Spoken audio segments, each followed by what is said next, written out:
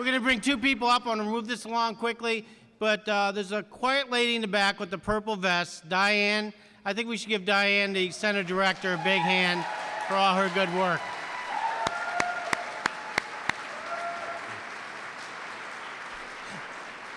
She doesn't even want to wave. Maybe she doesn't want anybody to know where she is. Real quickly, I want to bring two folks up here that need a little introduction. First of all, Mary Jo Guercio is the chairperson of the board, the chairwoman of the board of the Thomas Merton Center, and she, together with Molly Rush, I believe, are coming up here as a tag team to say a few words, and more importantly, to formally introduce Martin Sheen and make a presentation. Mary Jo and Molly.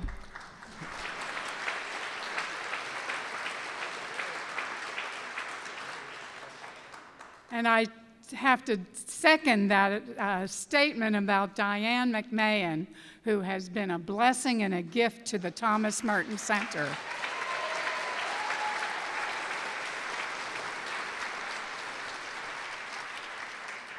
Thanks to her, we're coming back. And if you haven't signed up as a member yet, you will tonight, I'm sure.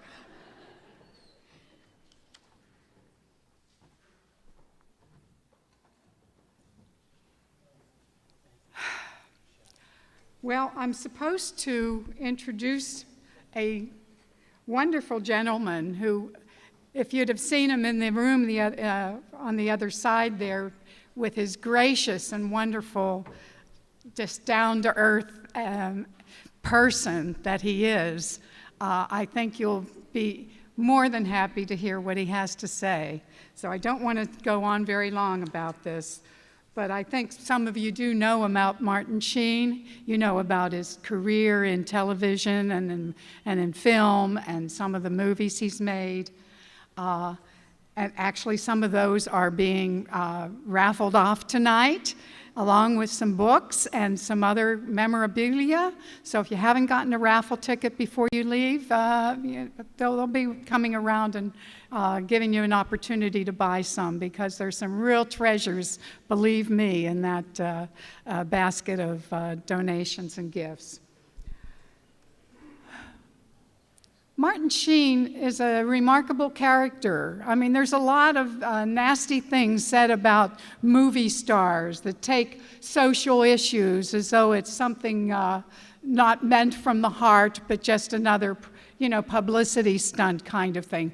That is not Martin Sheen. That is not Martin Sheen.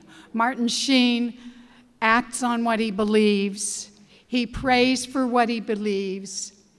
He keeps his friendships for those with the similar kinds of concerns and activities. He's a good friend of our friend Roy Bourgeois from the School of the Americas, and he's been down there protesting with Roy. He has done many different kinds of civil disobedience. He has spoken out. He has taken every kind of support for, you heard about the various issues that he's concerned about, and he may talk about some of that. He's just recently come from Oslo, where there was a major gathering on nuclear weapons, and I'm hoping he'll say a few words about that. But he's just a real human being, and that is the bottom line. None of this movie star aura about him, or at least he manages to hide it when he's talking to us, although, I'm a big fan of his.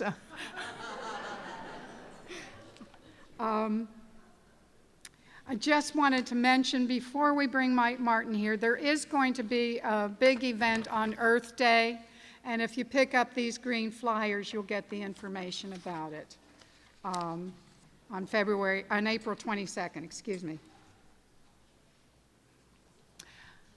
Martin, would you please join us?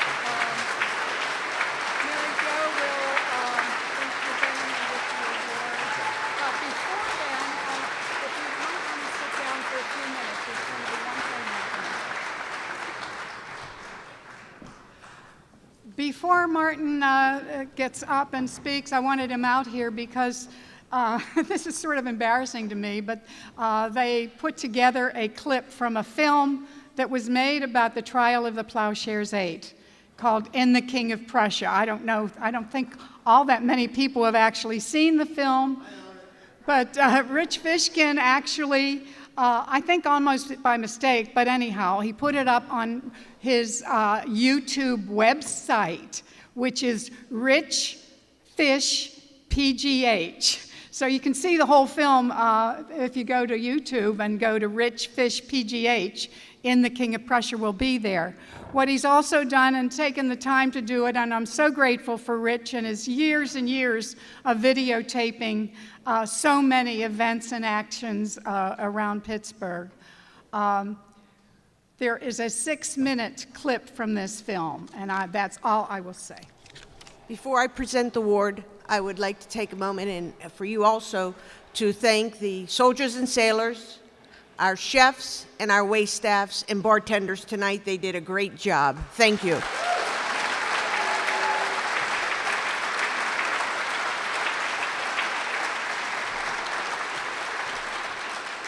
It is with great pleasure and honor that I present the Thomas Merton Award to Mr. Martin Sheen.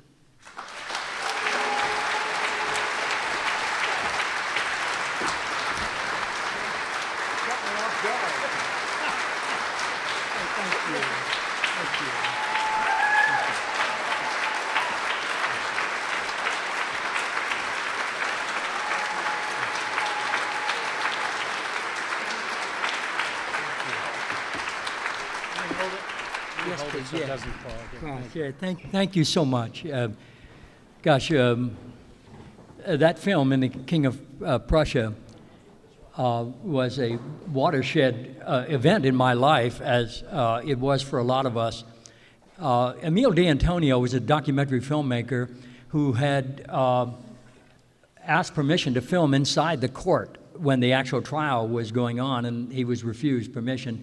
So he started filming around the court, and he began to conceive of dramatizing the court and doing something that had never been done before in any legal proceeding, and that was to have the actual defendants play themselves and actors play all the members of the court, and that's how I came into the scene.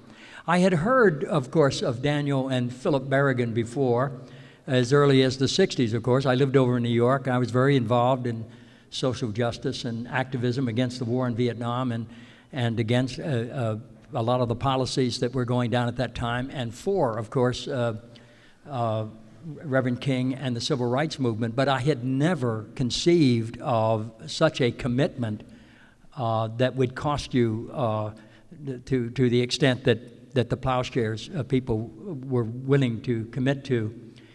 And I had just come back from India before I did this film, but going back to Dan Berrigan and his brother Phil were involved in an action not too far from here as well, the Catonsville 9 in 1971. Am I right, Molly?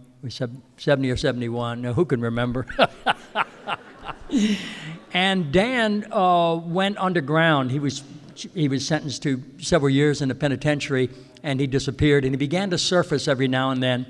And it was a cat and mouse game with the FBI over on the East Coast until they finally got him. But during one of his underground appearances, some of you may remember, he would speak at peace rallies, and then they would cover him and disappear and drive the FBI nuts.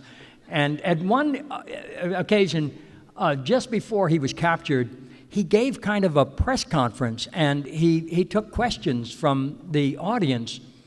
And he was advocating that people take a stand that's going to cost them, and very specifically time in prison for opposing the Vietnam War. And he was questioned by a reporter who said, "Well, all right, Father Berrigan, it's all well and good for you to advocate going to prison. You don't have any children. What's going to happen to us? What's going to happen to our children if we go to prison?" And Dan Berrigan said, "What's going to happen to them if you do not?" And that lived in the book and volume of my soul, and I couldn't shake it. And in 1981, as I say, I just returned from India, where I was privileged to play a small part in the movie Gandhi. I see there's some recognition of that, and I will assure you that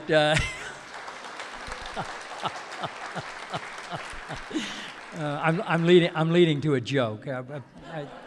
At any rate, I was very proud to be in it, and I'm enormously pleased that Gandhi was such a great success all over the world, but nowhere was it a bigger success than in my community, in Hollywood. Yes, go figure. Everyone in Hollywood loved Gandhi. Everyone in Hollywood wanted to be just like Gandhi, thin, tan, and moral. But I came to New York to film at a church on the west side in a very hot summer few days back in 1981, and I met this dear woman, Molly Rush, and I met Dan Berrigan, and my life was changed forever. And just recently, as Molly mentioned, I was in Oslo for the first conference to abolish nuclear weapons. There is a worldwide campaign called I CAN, International Association to Abolish Nuclear Weapons. Did I get that right? What's it called? Okay. And it was sponsored by the Red Cross and the Red Crescent. And John Deere and I were the only unofficial representatives of the United States, and I was very proud to represent my country at that concern.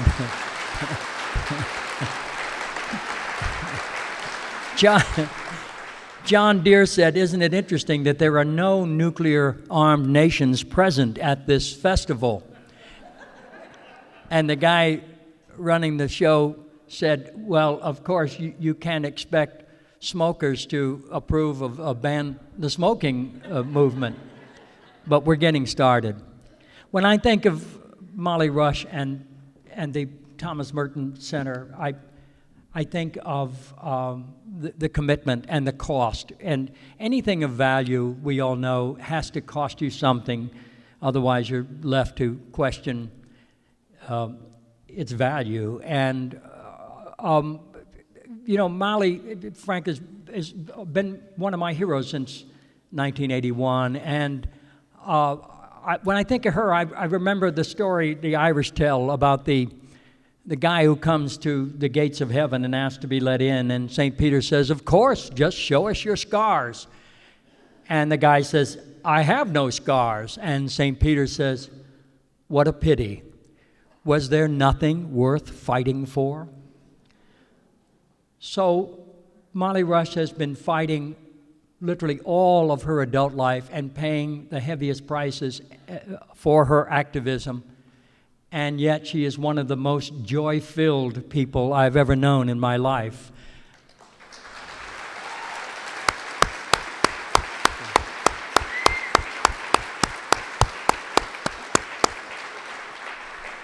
Working for peace and justice is about living an honest life, and that's the bottom line. That's what all of us yearn for, and that's how we discover ourselves and we win our freedom. I had only prepared a very brief remarks for this occasion, and actually they're in the form of a prayer and a poem. 10 years ago last month, in fact, on March 19th, the Feast of St. Joseph, I was on location filming an episode of The West Wing, and we were all terribly depressed because we knew it was coming, the horrible invasion of Iraq and the slaughter that would follow, and the obscene title, Shock and Awe, which is biblical. And we had been protesting, we had been advocating for peace, and we saw it all slipping south. And I was sitting in my Winnebago waiting to film a scene, and I just wrote this as a reminder. In order to prepare for war, you must not be sensitive or poetic or humorous. You must not be self-effacing or reflective, sentimental or forgiving. You must not be tentative, compassionate, or lighthearted. On the contrary, In order to prepare for war, you must be clear, uncompromising, and confident. You must look life square in the eye and choose death. And the final thing that I prepared for today is after the war began, we got very active in protest. And unfortunately, I was not advised to get arrested at any of the demonstrations because I was already on probation, and a simple arrest would have meant 6 months, and I would have been sued by the West Wing for being unable to fulfill the contract which preceded the arrest. So I was disappointed that I couldn't make a bigger commitment, but I did do an awful lot of protesting and marching and all, and I wrote a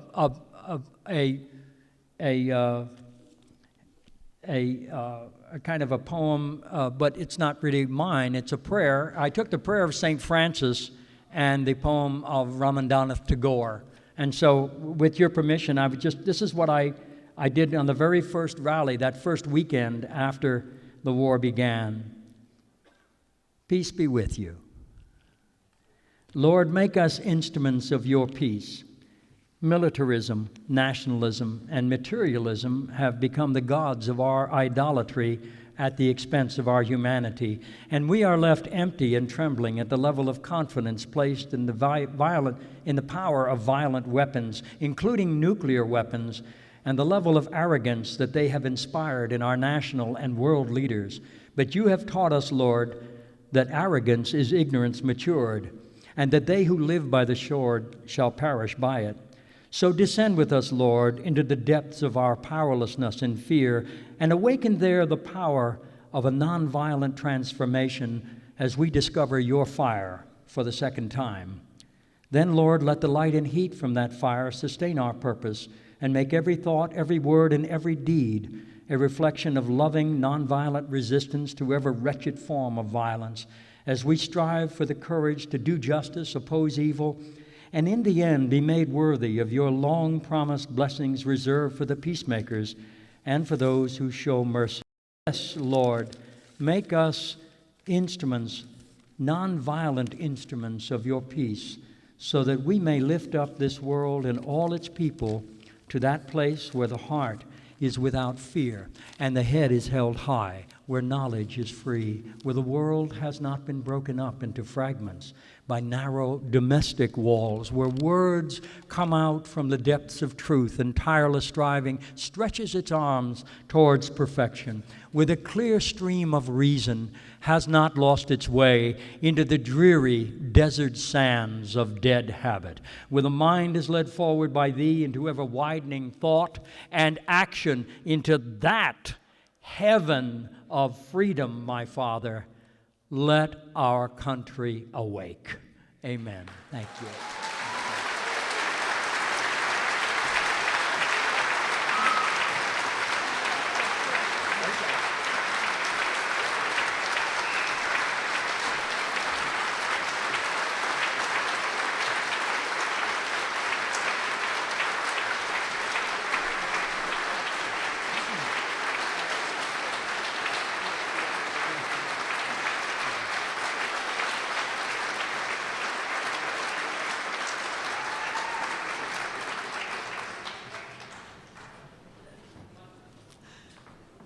Kitoko, stand up.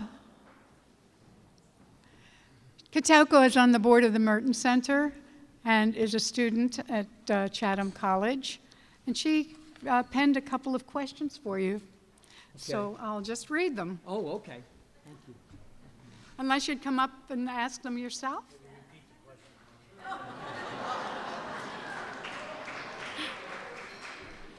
You want to come up? No.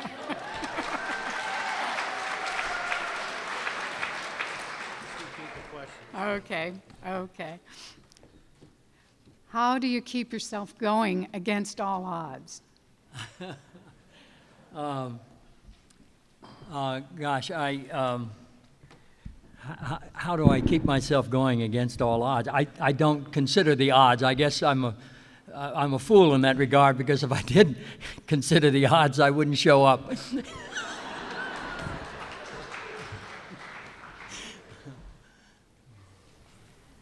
do you see nonviolence as the best approach for social activism? Well, I think that nonviolence is really the only choice we have, and given the current debate on just the gun level alone, that's not even going into the militarism and the insanity we're facing with that North Korean lunatic. I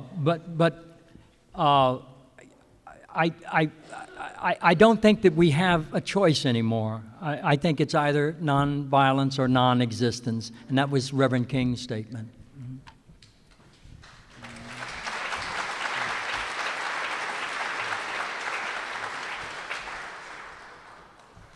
And how does one debate with someone who disagrees with your views? Well, you've got to have a sense of humor. I have a lot of very interesting debates with a fundamentalist who very conservative fundamentalists who have a different view of God than I do. They very often project a very judgmental, angry, vengeful God who keeps his eye on everything we try to keep secret. I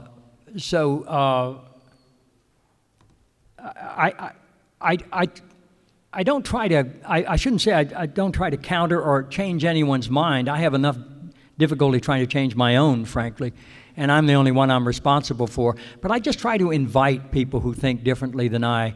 For example, dealing with a fundamentalist not too long ago on this debate about violence, and I said, do you consider nonviolence a family value? It's a very interesting question. And I said, you know, religious fundamentalism is basically theology without imagination. Because,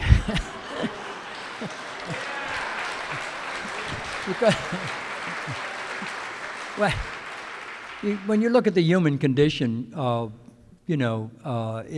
course, it's always an option to believe in God, but looking at the human race, I mean, the choices are not always very obvious, but sometimes they are. I think if we are to survive as a culture, as a people, as a race, I think we have to be tolerant of each other, but we also have to tell the truth, the whole truth, and nothing but the truth all the time. And that's not an argument, that's just a fact, How would I like to be remembered? For about 5 minutes.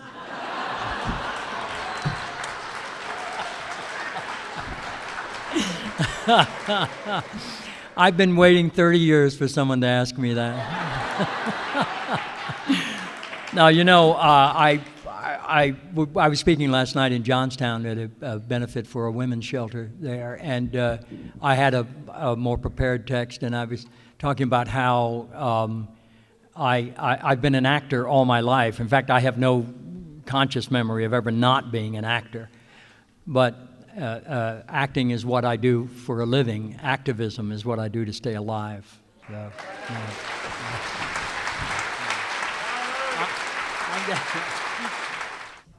Did you all hear that question? Did this lady, what's your name? I'm sorry. Pat is asking, has my work as an activist ever prevented my work as an actor? I would, yeah. But I don't want to sound like a big sissy because I'm the luckiest guy I know. I've worked all my adult life doing the thing I love the most. And I know very well that there are certain jobs that I was not even considered for or let go of because of where I stood, and I like to believe there were some I got because of where I stood. Well, frankly, yeah, it was, but they're all connected. I don't think you can separate one issue for another when you're dealing with peace and social justice issues. I think the air we breathe is a political act if somebody has fouled up the air, or the water we drink is a political act if someone has polluted the water. But worse than that is the pollution of our souls and our minds and our system, you know, the hijacking of our ideals. And, you know, one of, you know, my activism, I guess, how can I explain this? I don't have really any memory of not being an activist in that sense either, because both my parents were immigrants, you know, and I grew up very poor, a very large immigrant family, and as the saying goes, you were either Irish Catholic or Hispanic, and I was lucky enough to be both.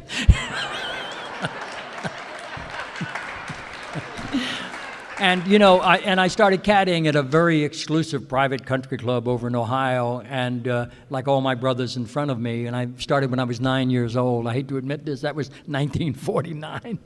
And it was the longest job I ever had in my life. 9 years. I caddied at the beginning of early spring until the late fall every year until I left home at age 18.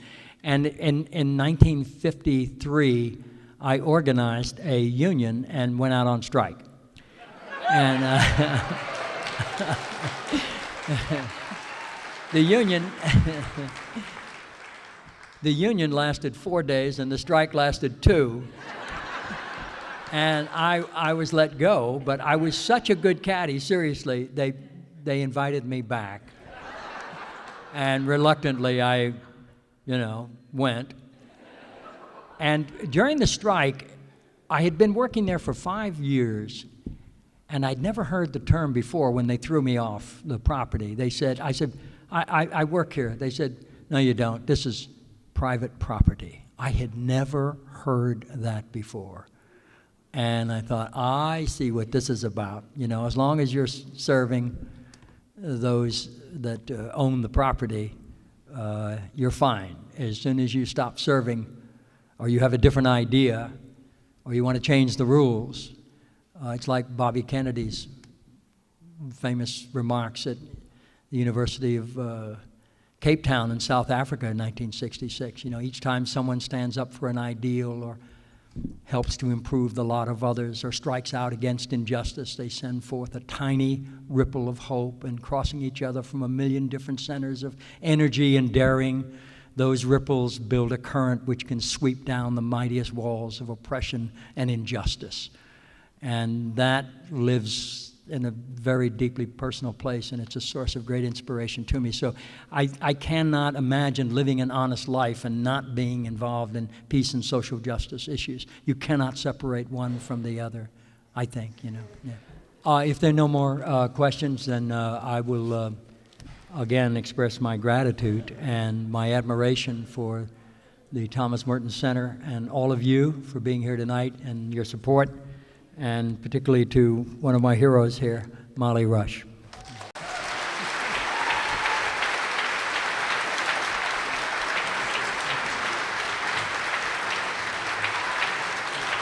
Are we over now?